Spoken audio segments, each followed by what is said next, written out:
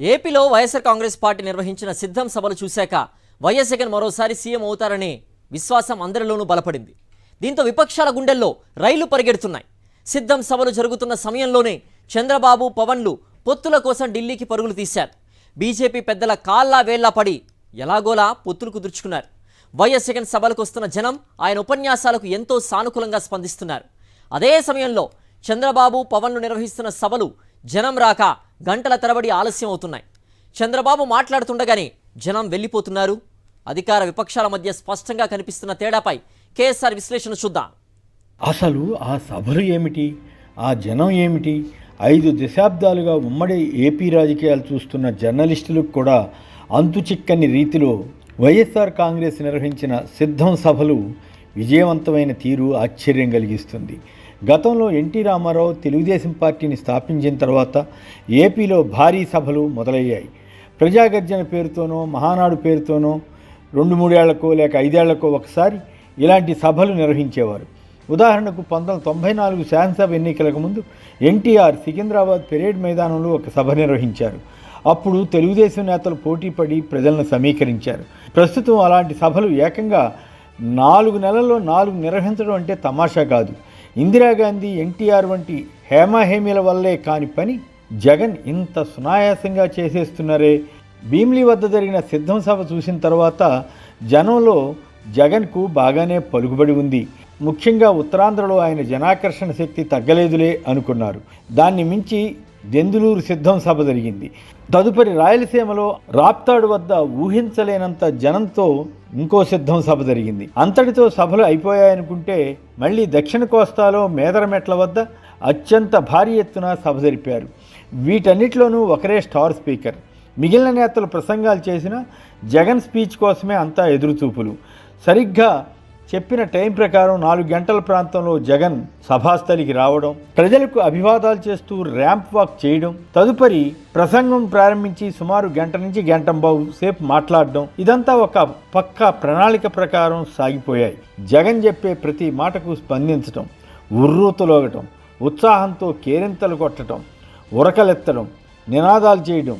5 ఏళ్ల అధికారం తర్వాత ఒక రాష్ట్రంలో వేరువేరు ప్రాంతాల్లో ఇన్ని సభలను ఒక రాజకీయ పార్టీ పెట్టడం నేనైతే చూడలేదు. 46 సంవత్సరాలుగా జర్నలిజంలో ఉన్న నాకు ఇదంతా కలయో వైష్ణవ మాయో అన్నట్లుగా ఈ సభలు జరిగిపోయాయనిపిస్తుంది.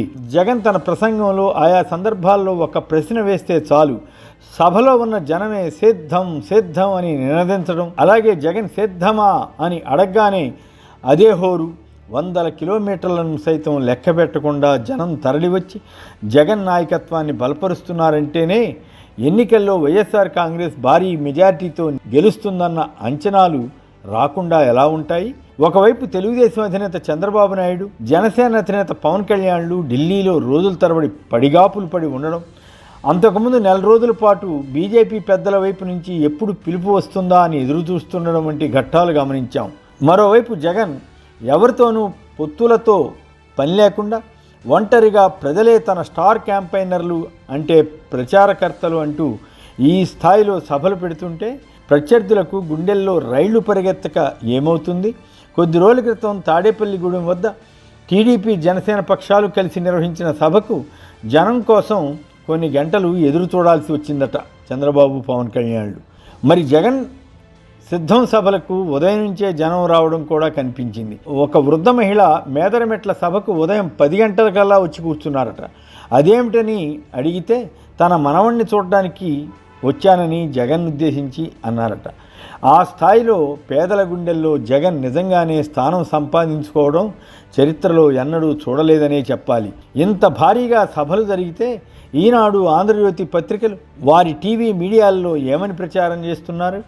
జనం లేరని, గ్రాఫిక్స్ వేసుకుంటున్నారని, ఇలా ఏవేవో కుళ్ళు వార్తలు ప్రచారం చేసి పరువు పోగొట్టుకున్నారు. టీవీల్లో లైవ్ కవరేజ్ వచ్చేటప్పుడు గ్రాఫిక్స్ వేయడం కుదరదన్న సంగతిని కూడా విస్మరించి అజ్ఞానంతో అబద్ధాలు రాసేస్తున్నారు, టీవీల్లో ప్రచారం చేసేస్తున్నారు. వారి ద్వేషం ఆ స్థాయిలో ఉంది. టీడీపీ సభల్లో చంద్రబాబు బోరు కొట్టించే ఉపన్యాసం వినలేక దాని గురించి ఒక్క ముక్క రాయరు. బ్రహ్మాండంగా జరిగిన వైసీపీ సభలపై మాత్రం విషం గక్కుతుంటారు.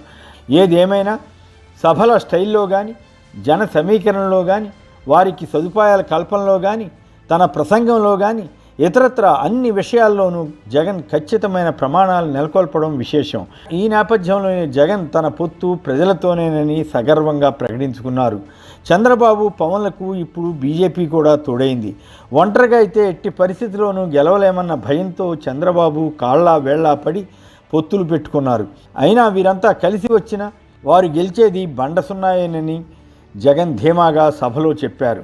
జగన్ ఇన్ని భారీ సభలు చేసిన తీరు కానీ, అందులో ప్రసంగించిన వైనం కానీ, దానికి ప్రజలు స్పందించిన విధానం కానీ చూశాక జగన్ మరోసారి సీఎం కావడం ఖాయమన్న విశ్వాసం వస్తుంది. ప్రజలకు పాలనలో విశేషమైన మార్పులు తెచ్చి అందిస్తున్న ఈ సేవలు కొనసాగాలంటే వైఎస్ఆర్ కాంగ్రెస్నే ఎన్నుకోక తప్పని అనివార్య పరిస్థితిని జగన్ సృష్టించుకోగలిగారంటే అతిశయోక్తి కాదని చెప్పాలి.